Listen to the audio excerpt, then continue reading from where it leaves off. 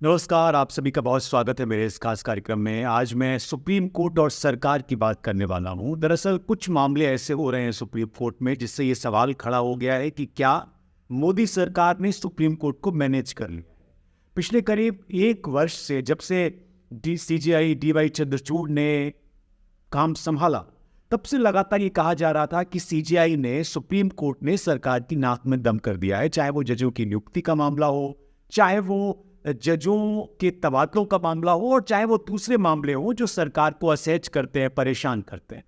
लेकिन अभी पिछले दिनों सुप्रीम कोर्ट में एक मामला हुआ, एक वाकया हुआ, जिसके बाद ये सवाल खड़ा हो गया कि क्या वाकई में सरकार जो लंबे समय से कोशिश कर रही थी, जिसकी वजह से किरण रिजिजू को हटाकर अर्जुन राम मेघवाल को जिम्मेदारी दी गई कानून मंत्रालय की, क्या वो चीज़ें सरकार ने कर ली हैं जिसकी कोशिश वो पिछले करीब 1 वर्ष से लगातार कर रहे थे। आपने सुप्रीम कोर्ट और सरकार की तल्खी के बारे में पहले भी कई खबरें देखी हैं, कई इस तरह के मामले सुने हैं, लेकिन ये मामला थोड़ा सा अलग है। मैं कुछ ऐसी चीज़ें आपको बताने की कोशिश करूँगा जिससे ये समझ आएगा कि वाकई में जो तनातनी की वजह थी उसको एक तरीके से हैंडल कर लिया है सरकार ने। CJI और सुप्रीम कोर्ट के बीच जजों की नियुक्ति और जजों के तबादलों का जो मामला था, उस पर सुप्रीम कोर्ट लगातार ये कह रहा था कि उसमें सरकार को बहुत दखल देने की ज़रूरत नहीं है। और मैं आपको 7 नवंबर का एक वाकया बताना चाहता हूँ। इस दिन एक टिप्पणी की गई सुप्रीम कोर्ट में, और सुप्रीम कोर्ट में केंद्र सरकार के खिलाफ एक या कई याचिकाएं दायर की गई हैं, और इस पर सुनवाई करते हुए जस्टिस संजय किशन कौल और जस्टिस सुधांशु धूलिया की बेंच ने एक टिप्पणी की। इस पर आप जरूर गौर करिए। इसमें यह कहा गया कि कॉलेजियम जजशिप के लिए किसी नाम को स्वीकार नहीं करता है, तो यही इसका अंत हो जाना चाहिए। उन्होंने क्या कहा, मैं शब्दशः आपको कोट करता हूं। उन्होंने ये कहा, जस्टिस संजय किशन कौल ने, कि मान लीजिए कि किसी नाम को आपने या केंद्र सरकार ने मंजूरी दे दी है, और मान लीजिए कि कॉलेजियम ने उसे मंजूरी नहीं दी है, तब ये अध्याय का अंत होना चाहिए। कोई जज बनने की उम्मीद करता है और हम उसे स्वीकार नहीं करते, तो यही बात खत्म हो जानी चाहिए। ऐसा एक से ज्यादा मामलों में हुआ है। ये कारण नहीं हो सकता कि अन्य नाम रोक दिए गए हो, अन्यथा ये पिंग पोंग बॉल की तरह हो जाएगा। यानी ये बनाने की कोशिश की जा रही है कि अगर कॉलेजियम ने किसी नाम की सिफारिश की तो सरकार को मानना चाहिए, और सरकार अगर कोई सिफारिश करती है तो उसको ये बात नहीं होना चाहिए। सुप्रीम कोर्ट ये कह रहा है, और संजय किशन कौल साहब ये कह रहे हैं, कि न्यायाधीशों की नियुक्ति के मामले में चुने और चुने का मामला नहीं सुप्रीम कोर्ट को करना चाहिए कि हमने नाम भेजा है तो आप चुन ही लें। ये इसलिए आपको बताना जरूरी है क्योंकि अभी जो मौजूदा वक्त में क्या हुआ, सरकार को चेतावनी भी दी गई कि जहां कॉलेजियम या सुप्रीम कोर्ट को ऐसा निर्णय लेना पड़े जो स्वीकार न हो, इन दोनों जजों ने यह कहा कि सुप्रीम कोर्ट कॉलेजियम द्वारा जजशिप के लिए अनुशंसित नामों में से 50% को भी सरकार मंजूर नहीं कर रही। यानी अगर 10 नाम भेजे जाते हैं तो 5 भी मंजूर नहीं किए जा रहे हैं। खुफिया रिपोर्ट या सरकार से प्रतिकूल इनपुट के कारण इसको रोक दिया जा रहा है। ये तो 7 नवंबर की बात हो गई। अब आज की बात कहाँ से निकली ये आपको बता दें।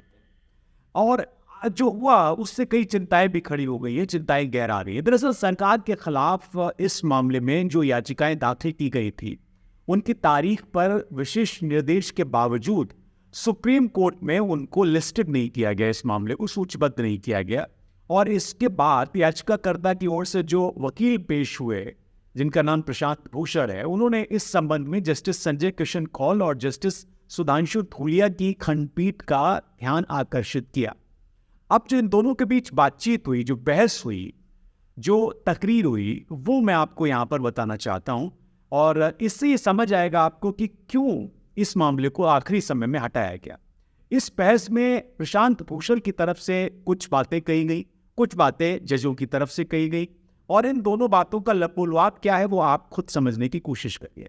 भूषण ने, जब इन मामलों को लिस्टेड नहीं किया गया, तो भूषण ने यह कहा कि जजों की नियुक्ति का मामला सूचीबद्ध नहीं है, ये अजीब है, इसे हटा क्यों दिया गया, ये प्रशांत भूषण ने कहा। इसके बाद जस्टिस कौल ने क्या कहा, उन्होंने ये कहा कि मैं सिर्फ एक बात कहूंगा, मैंने मामला नहीं हटाया है।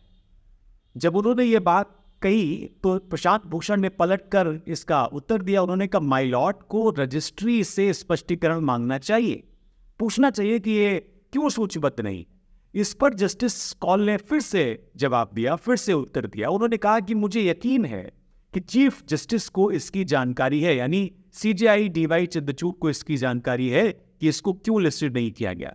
इसके बाद भूषण ने बताया कि बहुत अजीब है, इसे मंगलवार को सूचीबद्ध करने का न्यायिक आदेश मौजूद है, यानी मंगलवार को ये लिस्टेड था, फिर इसको हटाया क्यों गया। इसके बाद जस्टिस कौल ने फिर से एक बात कही, अहम बात कही। उन्होंने कहा कि कल मैंने पाया कि इसे हटा दिया गया, मैंने इसकी जांच की। जब प्रशांत भूषण ने यह कहा कि जब मंगलवार को लिस्टेड, प्रशांत भूषण ने इसके बाद कहा कि बहुत असामान्य है ये, तो जस्टिस कौल ने इसका फिर से जवाब दिया। उन्होंने क्या कहा, ये आप जरा गौर से सुनिए। उन्होंने कहा कि कभी कभी कुछ चीजों को अनकहा छोड़ देना ही बेहतर है। अब इसके पीछे क्या वजह हो सकती। जस्टिस कौल ने आखिर में एक और बात कही। उन्होंने कहा कि मैं स्पष्ट करता हूं कि ऐसा नहीं है कि मैंने मामला हटा दिया है या मैं इस मामले को लेने के लिए तैयार नहीं हूं। यानी जस्टिस संजय किशन कौल इस मामले को सुनना चाह रहे थे, लेकिन इसको हटाया गया। पिछले कई मौकों पर पीठ ने कोलेजियम प्रस्तावों पर खामोश रहने के लिए केंद्र सरकार की आलोचना की थी। केंद्र के पिक एंड चूज दृष्टिकोण के तहत केवल कुछ सिफारिशों को मंजूरी दी जाती है, ये सुप्रीम कोर्ट कहता है, और कुछ अन्य मामलों को लंबित रखा जाता है। उसकी भी न्यायालय की कठोर आलोचना हुई है कि ऐसा सरकार क्यों कर रही है। पिछली सुनवाई की जब तारीख थी, तब न्यायालय ने जजों के ट्रांसफर को अधिसूचित करने में जो पिक एंड चूज वाला दृष्टिकोण है उसको चिन्हित किया, और विशेष रूप से इस बात पर रोशनी डाली गई कि कोलेजियम की सिफारिशों के बावजूद गुजरात हाई कोर्ट के 4 जजों का ट्रांसफर नहीं किया गया। क्यों नहीं किया गया, आप इसका अंदाजा लगा सकते हैं। जस्टिस कौल ने पहले अटॉर्नी जनरल से यह कहा कि वो नियुक्तियों में जो प्रोग्रेस है उसकी निगरानी के लिए मामले को नियमित अंतराल पर पोस्ट करेंगे। तो गुजरात के जजों के तबादलों का मामला हो या फिर कोई और मामले हो, इसमें सरकार की नीयत पर सवाल है। सवाल यह है कि क्यों जजों की नियुक्ति की याचिका को सुप्रीम कोर्ट ने लचीले रुख अपनाकर सूचीबद्ध नहीं किया मंगलवार को, और क्यों जस्टिस किशन कौल ने, संजय किशन कौल ने ये कहा कि भाई इस मामले में उनके पास कोई जवाब नहीं है और इसको अनकहा ही रखा जाए कुछ मामलों को, तो बेहतर है। इस इशारे से आप क्या समझते हैं? जब जस्टिस संजय किशन कौल ही इसको नहीं कहना चाहते तो मैं आपको ये कैसे बता सकता हूं, लेकिन मैं ये जरूर आपको बता सकता हूं कि गुजरात के 4 न्यायाधीशों के तबादलों के मामले में सुप्रीम कोर्ट और सरकार के बीच खींचतान चल रही है। खींचतान इस बात को लेकर भी चल रही है कि ये जो चयनात्मक रवैया है सरकार का, यानी पिक एंड चूज वाला जो रवैया है कि ये जज हमारा है, ये आदमी हमारा है, इसको हम आगे बढ़ाएंगे, या हमारे पक्ष का नाम है इसको हम आगे बढ़ाएंगे, इसको हम यहाँ पर तबादला करेंगे या इसको जज बनाएंगे, ये तमाम लोग प्रक्रियाएं चल रही हैं, ये सवालों के घेरे। लेकिन इन तमाम सवालों के बीच जो एक महत्वपूर्ण बात मंगलवार के दिन निकल कर आई वो ये कि क्यों सुप्रीम कोर्ट में इस मामले को लिस्टेड नहीं किया गया, और क्यों जस्टिस संजय किशन कौल ने ये कहा कि कुछ बातों को अनकहा ही छोड़ देना चाहिए। इस बात का जवाब आपको अगर चाहिए तो आपको इस पूरे एक सिनेरियो को देखने की जरूरत है। आपको यह भी देखने की जरूरत है कि सरकार की मंशा क्या है। चाहे वो कोई भी मामला हो जिसमें विपक्ष का कोई नेता फंस रहा हो या विपक्ष का कोई मामला आया हो जिससे कि सरकार असहज ना हो रही हो, उसमें लोग या सरकार का जो पक्ष होता है वो बड़ा लचीला रहता है। लेकिन जिसमें सरकार फंस रही होती है या सरकार की मंशा पूरी नहीं हो रही होती है, उसमें सरकार पूरी तरह से अड़ जाती है, फिर चाहे वो सुप्रीम कोर्ट ही क्यों ना हो। एक बात और जस्टिस संजय किशन कौल ने कही कि ये मामला ऐसा नहीं है कि सीजीआई को नहीं पता। सीजीआई को पता है कि मंगलवार को ये लिस्टेड मामला था, इसको हटाया क्यों गया। तो इसमें वो क्या बताने की कोशिश कर रहे हैं, ये भी बहुत समझने की आवश्यकता है। फिलहाल इस कार्यक्रम में इतना ही, लेकिन मैं आपको ये ज़रूर बताना चाहता हूँ कि ये जो सुप्रीम कोर्ट और सरकार के बीच की जो खींचतान तनातनी थी, इसको बैलेंस करने की कोशिश लगातार सरकार कर रही थी। क्या वो बैलेंस सरकार ने कर लिया है?